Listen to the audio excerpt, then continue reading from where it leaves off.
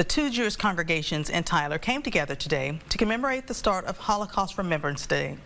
The program consisted of a candle lighting with prayers and songs as they reflected on the history that changed the Jewish world.